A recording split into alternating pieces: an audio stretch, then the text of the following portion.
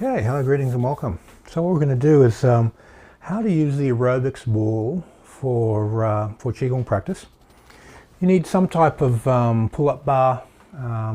Door frames like this are good because you have more to grab onto and learn how to train your balance.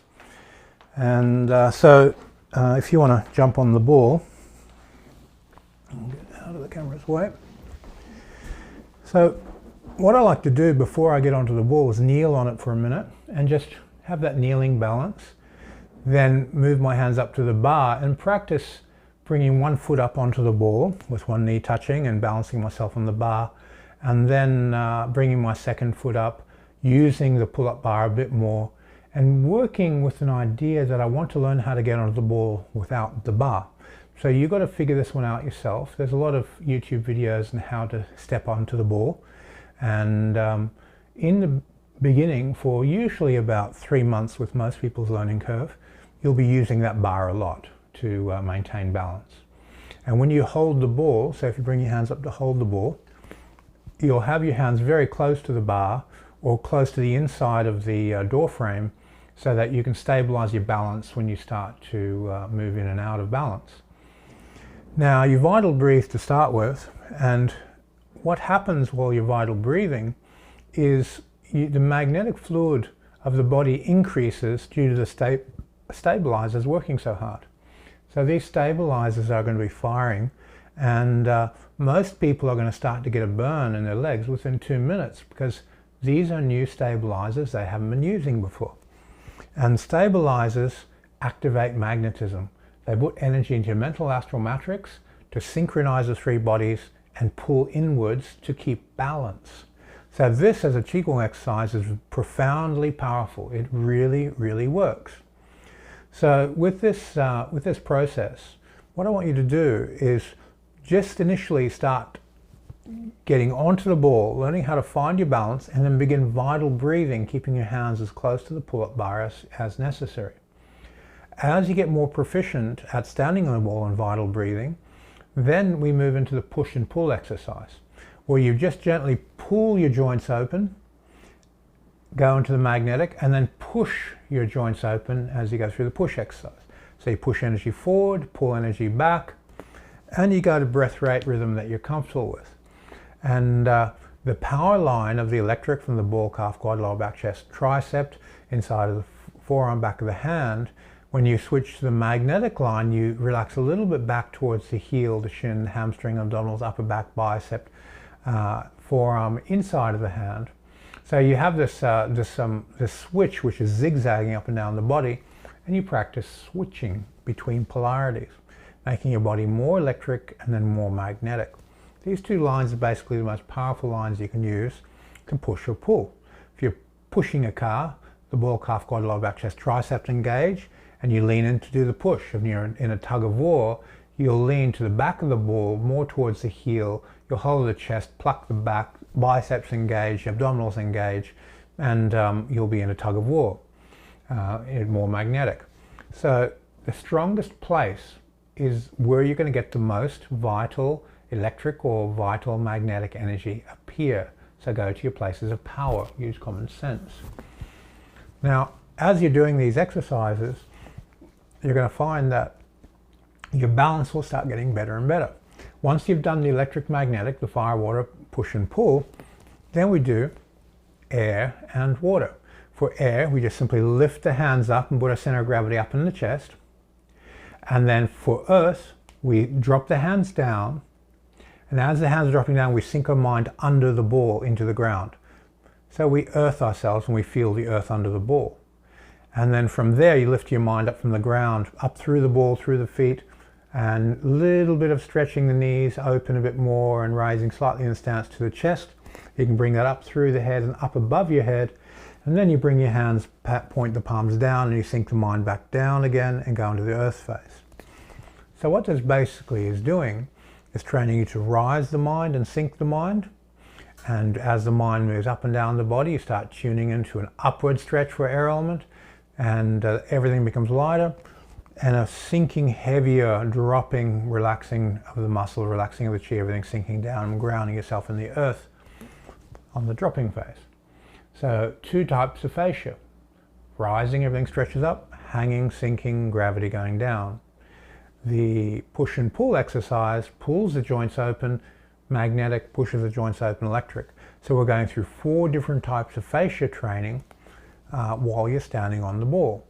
Now these 4 different types of fascia training give a different relationship to your mind, energy, body balance. So it's different to be balanced with the air element, to being balanced with the earth element, to be balanced with the water element, and be balanced with the fire element. So this generates different types of physiological states, different types of feeling states, different types of mental states. So very important that you go through each of the different elemental phases through these very, very simple drills while standing on the ball. Now, you may not be able to get through all of them because your legs are burning as a beginner, and you may be spending more time holding on to the pull-up bar than actually being able to do the exercises. But that's okay. You'll get there, and it won't be long before you just be able to stand on the ball and practice. Now, the big benefit for this is that your body will become more synchronized with your mind. Your mental, astral, physical alignment becomes tighter while also being able to occupy more space. So when you're more synchronized with more space, then things are easier to understand. Intellectual ideas are easier to grasp. You have less stress, less anxiety, and you feel overall much better. Now, once we're at this point, we can just do the air element small circling and just make small bounces on the ball, like we use the ball as a trampoline. And just a little bit up and down, and test your balance. And you don't want to go too much on to start with, but what we're basically after is to get enough bounce so that you feel your feet almost lifting off the ball. Now this will be several months into your training, and you're learning how to use this ball as a trampoline. This replaces the rebounder for advanced people. Beginners, for the first 3, 6, 12 months, are going to need a rebounder. Advanced, use the ball as a rebounder to get this compression, decompression. And the reason why we use the ball instead of the rebounder is because of the extremely high levels of balance that are being achieved while being aware of life force and energy. Here's an interesting side effect. When you do this bouncing exercise on the ball, when you touch people, your balance ability converts into controlling their balance.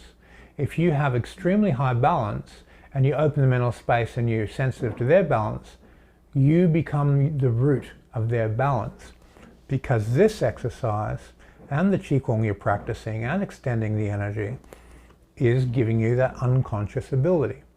People with better balance, when they touch other people, will own the other person's balance. When you train balance internally, the side effects for Tai Chi are quite profound. Okay, so once you get used to this light bouncing exercise, then you work and design variations. Ball heel, so you'll bounce the weight a little bit forward, a little bit backward. You'll bounce the weight left and right on the ball. And you'll feel the inside of your foot and the outside of your foot when you're bouncing left and right. So you may bounce with both feet, but onto the inside outside of the foot, onto the double inside, double outside of the feet, and you make various variations. What you're really after is about challenging the balance while maintaining awareness of the life force and absorbing your balance into your mind. Remember, everything's about absorbing energy into the mind. When the mind gets something, it can become still. Absorbing a technique, a skill, then it owns it. It becomes a mind force. Force becomes mental when you concentrate and do it to the point of equanimity. Then you have ownership of that energy within your mind. And this is what we're ultimately after. This type of training is very good for lymphatic drainage and detoxing. It'll pump stray chemicals stored in weird places out of your body and get flushed out. So when you're get to the stage where you're bouncing around a lot, drink a lot of water. You want to have a good solid way of flushing that out of your body, and water is a very good vehicle for draining toxins out of your system. So I would very seriously consider drinking a lot of water when you practice these exercises. Okay, let's leave the video there for now.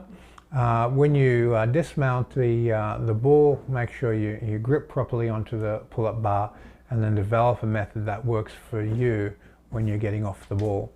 And be careful when you're training these exercises, use common sense, and have a lot of fun with it. Thank you for your time, and see you in the next video.